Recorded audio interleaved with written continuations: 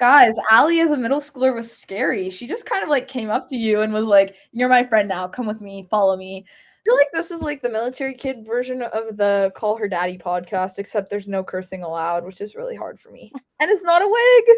So Allison's actually my best friend. And then you were like, "Come on, you're now my friend," and that's how we became friends. And this year, actually, I am gonna name drop you. I hope you watch this. And then we got a notification a week later that the warehouse it was in got lit on fire, and and then we were like, "Is our stuff alive?" Military kids are truly like some of the most resilient people I know. Guys, if you can deal with military healthcare, you can take on anything. Allison used to ask me what gluten was about every single day, and she would ask me, "Does cheese have gluten? Does lettuce have gluten?" I want a salad, which is something I never thought I would ever say. And so it hurts sometimes to stay in contact with people. So I find myself automatically distancing myself. You should just do a segment on yourself because she's had one heck of an experience, which I've had to listen to on many hours long calls and texts and Kenley. I was unfortunately one of the plastics. I'm just kind of like, wow, that sucks. And then I just braced for impact. Allison and I were in a race. I won. No, you did not. With Allison's the move. definitely tested I hate you about 80 times a month. You know that picture of you in the pajama pants and like the sweatshirt? Yeah. Put that on the thumbnail. Don't you dare. You're part of my home. You're part of my family. I do think for military kids, you don't ever have a place that's a home, more like people that are a home. I think every time you move, you leave a tiny piece of your heart behind. Hey everyone, welcome to Home is Where the Heart Is. I'm Allie, your host and fellow military kid. I'm building this community as part of my Girl Scout Gold Award project to make sure no military kid has to navigate this life alone. My goal is to create a lasting space for us to find our footing no matter where the map takes us next. This is the spot where we can connect and share advice about all the highs, lows, and messy in-betweens of life on the move. And if you're not a military kid, you're still welcome. Gain some empathy and learn something new. So, if you've ever packed your life into a box, survived your first day at a new school, or wondered what it's like to do those things, you're in the right place. Because here, home isn't just a place, it's where the heart is. So today, we have Kenley. Say hi, Kenley. Hi. Kenley, tell us a little bit about yourself. So, I'm a military kid who's currently stationed in Brussels, Belgium. I've lived in 8 different places across 3 different countries plus 1 territory. Some of my hobbies, I do debate, I do model UN, I do model Senate. I also was a competitive swimmer. Yeah, I'm really involved in my community and I'm really excited to be on this podcast. Okay. So Kenley, how do we know each other? So Allison's actually my best friend. We met in Ramstein, Germany as 8th graders and we've been best friends ever since. So I'm really excited to be here supporting her. Yes. So, Kenley, give us the grocery list of where you've lived. Okay, let's see. This is a long one. I was born in Pensacola, Florida, and then my family moved over. I didn't know you were born in Florida. Yeah, I was. And then we moved over to Texas and then Alabama. We lived in Alabama for a year. And then we moved You lived in Alabama Louisiana. too? Yeah, for 1 year for Air War College. Okay, yeah, so I was in Louisiana for 3 years. And then I went to South Dakota for 1 year. Then I moved over to Guam for 2 years, and at that point, it was, like, COVID times. And then we moved to Rhode Island for 1 year. Then we moved to Germany for 2 years, and now we're in Belgium finishing out our assignment. Wow. So what was your favorite place out of all of them? Oh, this is a hard one. Okay. I really liked my overseas assignments. So Guam was a favorite, but that was when I was younger, so I can't really, like, confidently say that it was, like, the best. I would say that my overall favorite was Germany. Belgium is awesome for its own reasons, but Germany just had everything friend-wise, and I had, like, everything I needed there, so I felt really happy. Yeah, I'm with you there. Germany was my favorite place too. Had my favorite people too. What is the most unique place you've ever called home? Easily Guam. Guam was just a really, like, fascinating. Actually, I'm gonna switch that. It's Guam and Belgium. They're the 2 most unique places I've lived. Everywhere else is pretty standard. I had the same things, same friends. Germany was even like a little America. Guam, it has its own culture. It's like it's a US territory, but it's fully, like, different. I feel like it was a baby overseas move, and it's a unique military-based culture because there's only 2 military bases, and you're really heavily intertwined with with the local culture there. Some of the squadrons have sister villages that you help and volunteer with, and then Belgium is weird because I'm at NATO. So my dad is working at US NATO, so I go to a DoDEA school, but it's international. I would say 30% of our school population is international students, and so it creates a more, like, diverse community that is very unique compared to other areas. Absolutely. And that's really interesting. So, how many kids go to your school? High school? High school, there's around 70. 70 kids. So that's how many kids per class? About 20? Less than 20? I will graduate with 14 or 15 students. That's crazy. I know, it's really strange. Do you remember your first move?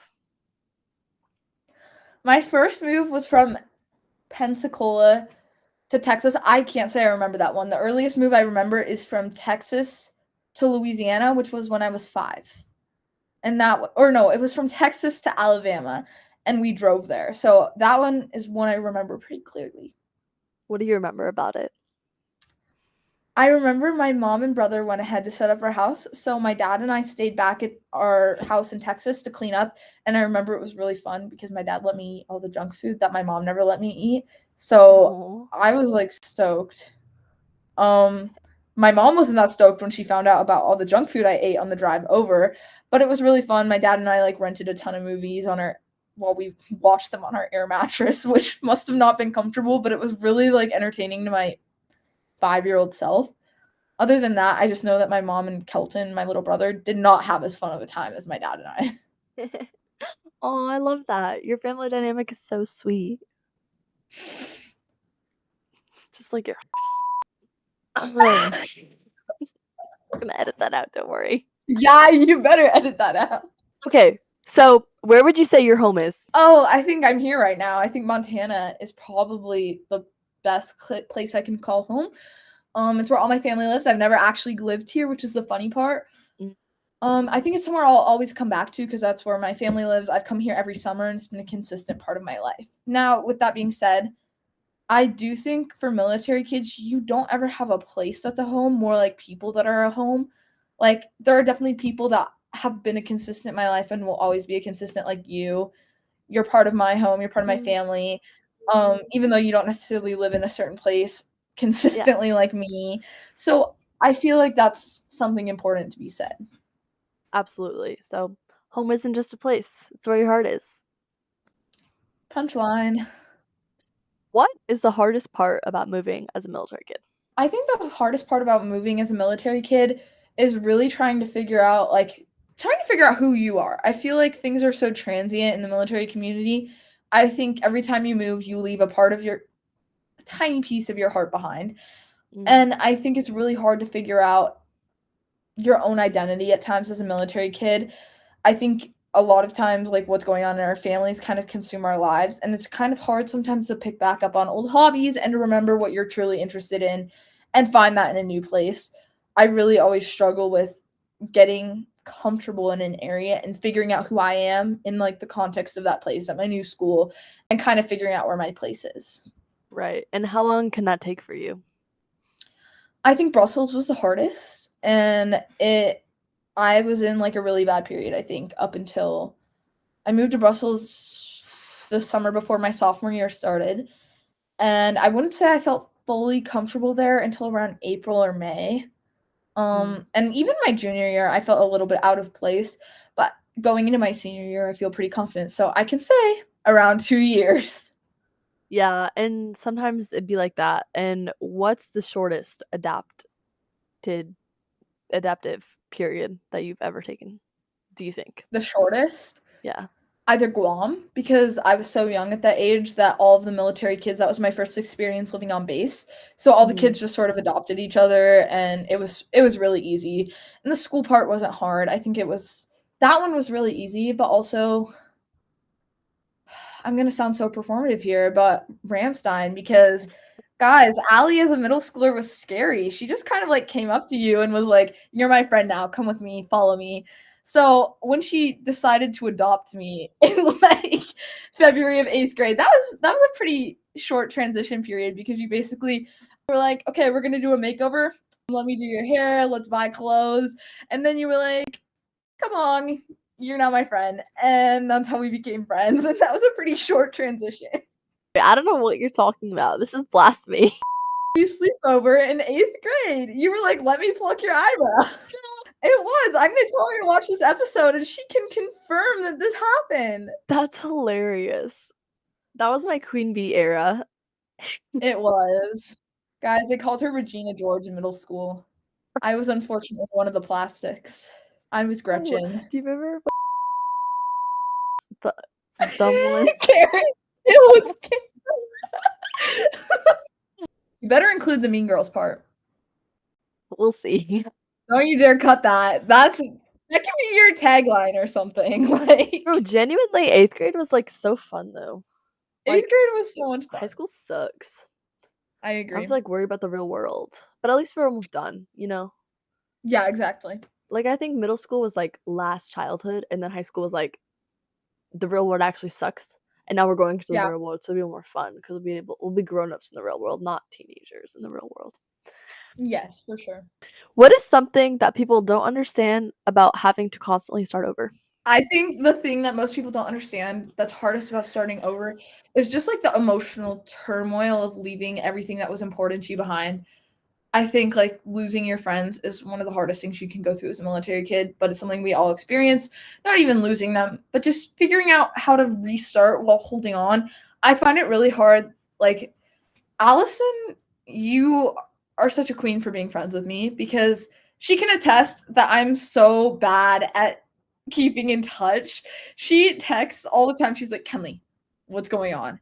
And it's not even that I'm trying to avoid her. You're the person I text the most, which should be shocking because I don't text you that much until you harass me.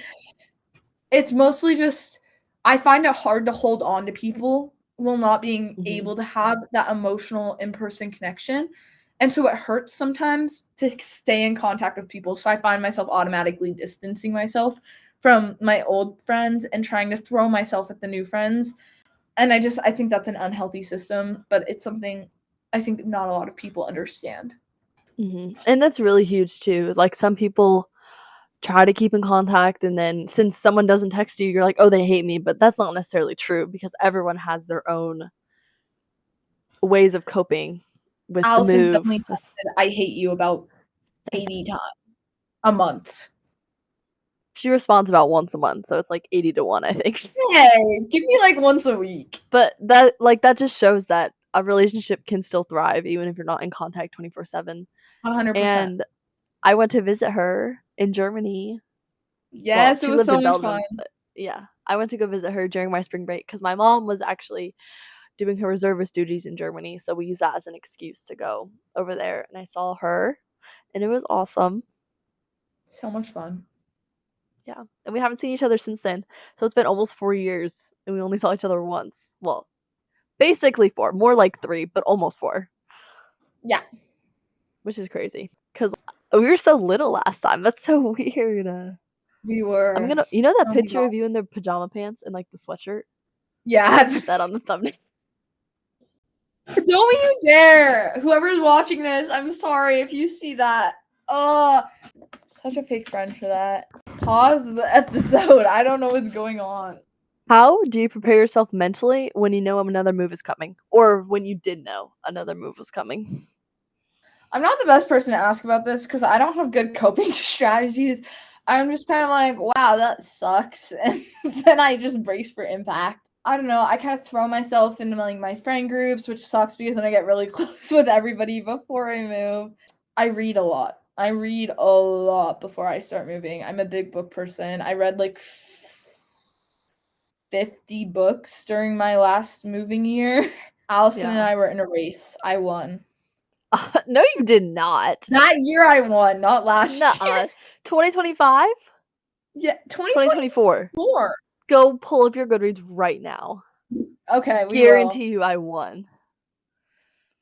Well, I'm definitely beating you this year. You've read 2 books this year, and I've read like 50. No, Yes, I've read you've more. read like 2. 15 actually. Right. But how many have I read? But it is a moving year for me, and it Did has you been for the last 3 unfriend years, me so. on I Goodreads? did not unfriend you. Gosh. No, Okay, I wait. No, didn't. she didn't unfriend me. Never mind. She just was at the bottom of my friend list. Ouch. Yeah. Okay, this year you're beating me. Well, yeah, it's been a moving year for me, so. Oh, I see. Hold up. I still haven't read as many as, like, the last couple years, 'cause junior It year won't and let me all. load your old data, Yeah. but Right. no, it won't. Here, let me pull up mine. So bad. You're so fake for this. 2024? Yeah, how How many many? did you do in 2024? No, how many did you Okay, do? hold on, past challenges and goals. 68. Never mind. Oh, you're so fake. I got 50. No. That was the year you put me on Goodreads, remember? Look, Yeah, here's you're your. such a fake friend. Whoa. Guys, Allison is a very fake friend. I think she faked her reading results. No, that was when like you got me to read Cruel Prince and Throne of Glass and ACOTAR. Like that was like all that year. That fall. Okay, wait. I read a Pause because I lot. need to plug in my laptop. Bro. Okay. Don't even. I'm doing this interview for you. What was your biggest culture shock when moving somewhere new? Any of the places you moved? Chips. Yeah. Wait. So you have guacamole, chips, and then your bowl. Oh, you're so sweet. Thank you. What'd you get? Chipotle? There's. Yeah, she got the chipotle. Okay, well, I lived overseas quite a few times. I think just the concept of the stores have so little compared to the US. Like, I feel like in the United States we're like flooded with options. And like I love my consumerism sometimes of the year. But like I'm in the States right now. I can't lie, we just did back to school shopping and I just spent so much money. But we don't have like access to those sort of options in Europe. And so I feel like consumerism is like really different culture in America compared to overseas. And that took a really long time to get used to. Also, the food portions. America is supersized. Everyone I've asked on the podcast has said the food portions. Like 4 Yeah. people, which is so funny to me. Have you ever had a move that you were really excited about? Rhode Island to Germany. That's like Yeah. the only one. And maybe South Dakota to Guam. Those are the only moves I was like stoked about. Because you were excited for the new adventure. I wanted to live overseas. That was like my greatest goal. And so when like we did that, I was beyond happy. Oh. Why did you want to live overseas so bad? I've always been really interested in different cultures. I really love to travel. Like I have so many big travel plans. And Allison, you better not bail on me for Malta. I'm Yes, gonna be ma'am. so mad at you. What was the move? Well, you kind of already said this, but what was the move that you struggled with the most? To Belgium, I think. Mm-hmm. Or Rhode Island. Either from Guam to Rhode Island or Germany to Belgium. Yeah, just not wanting to leave the place that you had established so well. Yeah. Is there a place that you lived in that still feels like home even though you don't live there anymore? 100% Germany. Like I always go back to Ramstein and I'm like, oh yeah, this is my place. Yeah. And I wouldn't have it any other way. I love Ramstein. It will always have like a special place in my heart. All my favorite people are there. All my favorite people were there. Same with my families. And it's really fun. I've gotten to show a few people important to me around Ramstein too from Brussels, and it's been really, really fun reconnecting with old teachers. And like I introduced my foreign boyfriend to my debate teacher from 8th grade, and it was a very fun conversation. My debate teacher had my boyfriend spin around in a circle and was like, I'm giving you the up down. And then he was like, if I could give you a piece of advice, it's that Kenley is always right, no matter what. And then Frau Scholler also walked in and was like asking me questions about him. And then Mr. Cephas was interrogating Philip and making sure he was good enough. And they approved. It was fun. Aww, how sweet. Oh yeah, it was great. I feel like this is like the military kid version of the Call Her Daddy podcast, except there's no cursing allowed, which is really hard for me. I'm holding my tongue so hard. Thanks for keeping it PG for my audience of 10 viewers. Yeah, guys. I love Just you, know 10. I'm not this articulate in real life. What are some things that you carry from each place you've lived? Definitely like the cultural differences. I think like being in Europe has been so Like, my family in Montana is definitely annoyed with me because I'm like, that's not the way it is in Europe. Recycling is a number one. My American relatives don't recycle, and I keep going to look for the bio bin or something like that, and it's just not there. And I'm like, what the heck?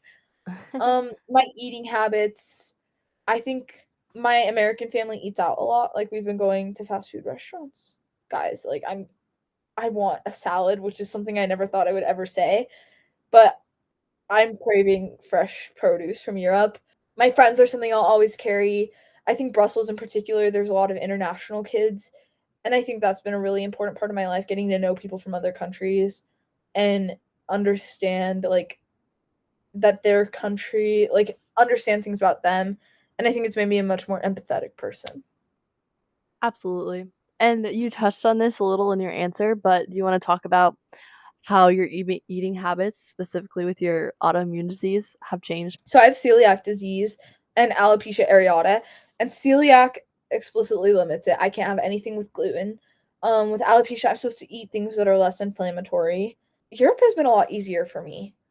In the States, I really struggle to find options. I struggle to find foods that haven't been cross-contaminated, and the training is not as extensive in America, so I find workers know less about my gluten intolerance and allergy, as opposed to in Europe where it's mandatory training across everywhere. So I think that's something I've really valued living overseas.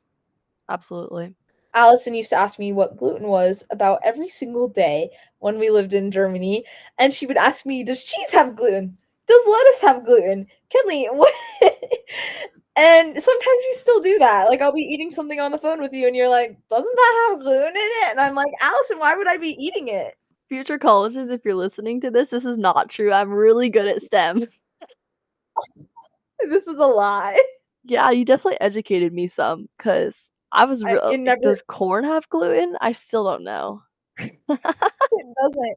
But you definitely didn't retain anything, so I don't know what you mean by Chips. I'm so confused. it's not in chips.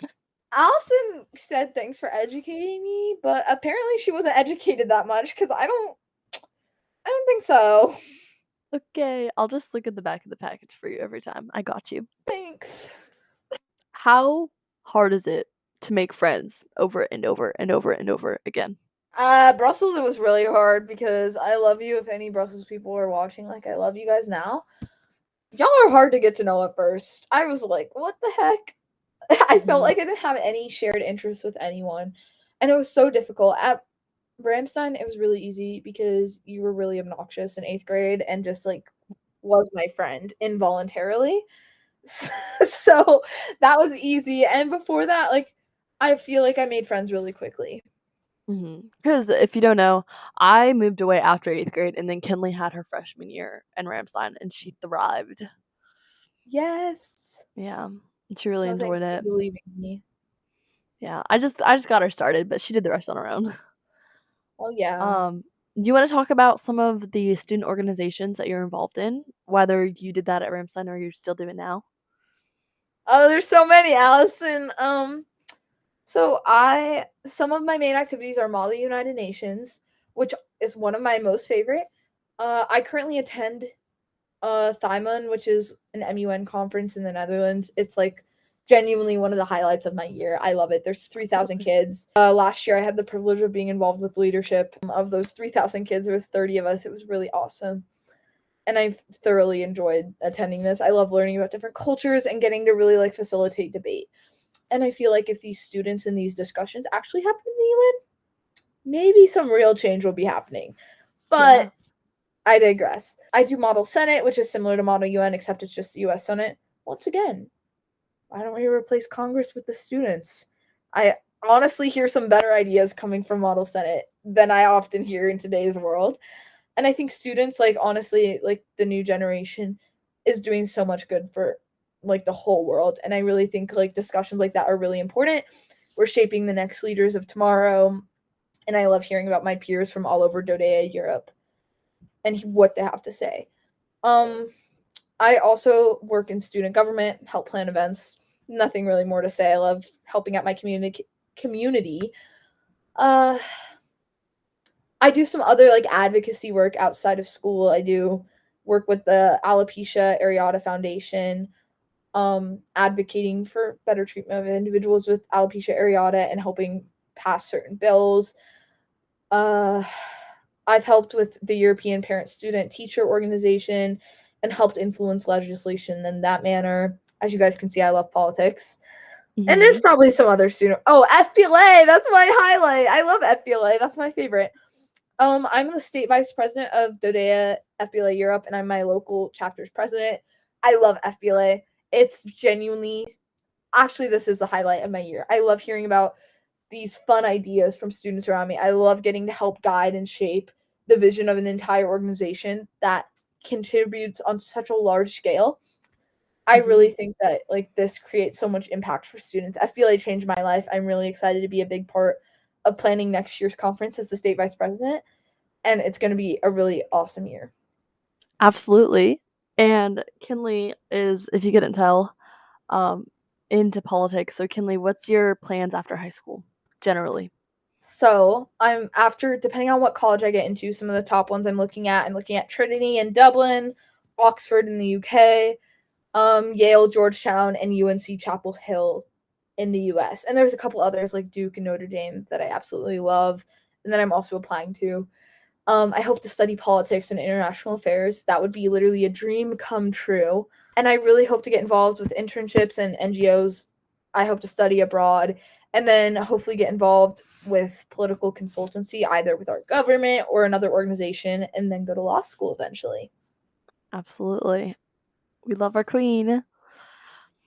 What's some advice that you have for people who want to get involved in maybe some of the activities that you mentioned? Just do it. Like, honestly, a lot of people are scared. Like, one of my friends, I love you, I'm not going to name drop you. You know exactly who you are. I had to pressure to join Model Senate this year. Actually, I am going to name drop you. I hope you watch this. Tegan, oh my gosh, this girl put me through the loop. I swear, I was like, Tegan, are you joining Model Senate? And she was like, I don't know. And I was like, it's that easy. And we showed up and she was like, I feel it's not that bad. I was like, exactly. Like, it's genuinely not that bad. Just do it. It sounds so scary, but find someone who's in it, go with them to the meeting, and then just join. It's so, like, I went to FBLA as a little freshman. I didn't know what I was doing. I won 8 state medals that year and won, like, the highest number for my high school as a freshman, and I didn't study for any events. And then I went to Brussels as a new student, and I was like, hey, I have experience with FBLA. I want to run for president. And so I ran for president, and I won. And, like, it's literally, I'm not going to say, like, I've definitely had my losses. Like, I'm sharing the good parts here. I've definitely had my ups and downs.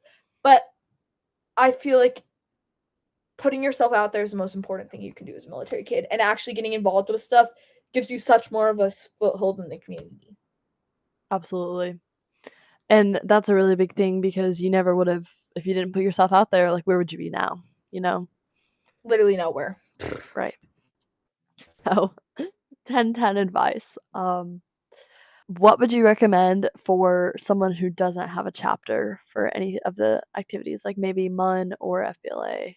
Start it yourself. That is my biggest recommendation. I begged my administration to bring Model Senate to my school. I was like, please. And there was like a lot of stuff going on with that. I really I helped shape FBLA, I would say, and that was really important to me. You should go ahead and start it. Find a sponsor, talk to your administration, get involved with activities outside of school. There's a lot of online activities, which I'm just gonna plug it. But watch Cooper and Ava's episode, Bloom. If you're a military kid, go work for Bloom. Really awesome organization. They do a lot with the community, and you can do it from anywhere. And you don't have to be affiliated with a specific chapter. So, and go over and watch Cooper and Ava's episode, and they can share a bit more, I think. Absolutely. Thanks for the plug. What is one thing that you wish your new classmates, specifically non-military classmates, knew about military kids? This is a hard question because I haven't gone to a non-Dodea school since 7th grade. But I think, especially when I think of like my cousins or something like that, I wish they understood how emotionally intense it is. Like, I feel as though a lot of times people are just like, oh, you show up in this from that other cool place and you're just out there living your life. But it really, it takes a tremendous amount of sacrifice, a tremendous amount of bravery. And I think military kids are truly like some of the most resilient people I know. And I am definitely not the most resilient person I know, but the most resilient people I know are military kids. Like Allie, you should just do a segment on yourself because she's had one heck of an experience, which I've had to listen to on many hours long calls and texts and Kenley. I love you. I should ask these questions to her, guys. She would give more entertaining responses. I would interview you. I would totally do that. What are the biggest strengths you've gotten from being a military kid? I'm repeating myself, but resiliency. Like, Yeah. at this point, I feel like I can take on anything. Yeah, being a military kid, like, dealing with military medical system, guys, if you can deal with military healthcare, you can take on anything. Like, I drive 4 hours, once every 6 weeks or more often to get 30 shots on my head, and then I drive home. So, and like, there's no dermatologist in Brussels that can do it, so they send me there. So it's like, if you can do that, you can take on quite a bit. Absolutely, my queen. We love you. Guys, hair check. See, look, the person with alopecia. Shiny, healthy hair. Yes. And it's not a wig. I was gonna say, like, your hair does look so healthy right now. My dermatologist. Shout out Ramstein dermatologist. We love you. What place had the biggest impact on your life? Brussels. It was so difficult to adjust. I feel that like I gained so much resiliency just from like moving there, and a lot of people helped me adjust, but like moving there was so hard. Yeah. Facts. So deep, Allie. Many deep thoughts. If you could tell your younger self one thing before you move, what would you say? You got this. Don't fret. Like, I was so scared of moving all the time when I was younger, but like I had it in the bag. Like, there was nothing to worry about, and I feel like Absolutely. I could have just used like the pep talk. Yeah. You got it. If you're listening, you got that. What advice would you give to military kids who feel like they don't belong anywhere? You'll find your place. I think, like, or you'll settle in. Like, at Brussels, I was like, there's no way I'm ever in a million years. Like, You said that like Allison, 10 times.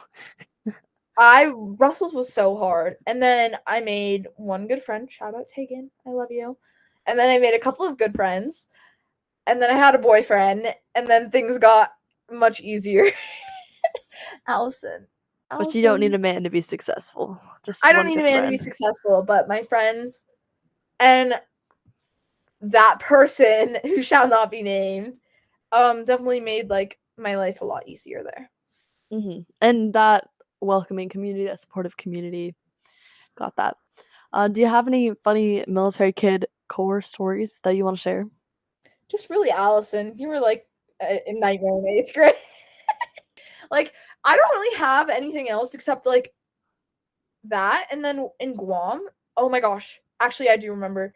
So I know I'm supposed to be keeping this PG, but the story is not PG and I can't control that. So our truck driver who was supposed to come pick up our stuff from Guam got stopped at the gate and like arrested for and then when they finally got on base to come get our stuff, all of our stuff got loaded in, and then we got a notification a week later that the warehouse it was in got lit on fire, and and then we were like, is our stuff alive? And they assured us it was. So when we came to Rhode Island, it was all there, but it smelled like smoke. Like, it was intact, but it smelled like smoke. Oh my gosh. I know, it was so great. I think that's hilarious. I think that's it. Wow. Thanks for listening to Home is Where the Heart Is. I'm Allie, and I hope today's episode reminded you that you're not alone. We're all in this together. If you want to share your story, email me at thatmilteen@gmail.com or find me on Instagram at thatmilteen to stay up to date in our community. Bye! If you're listening on Spotify, please if you're watching on YouTube, interacting with this video helps us reach more kids like you. Remember, home isn't just a place, it's where your heart is. Bye! It's okay, I forgot how to read halfway through, so that yeah, you paused in the middle. I thought you were done.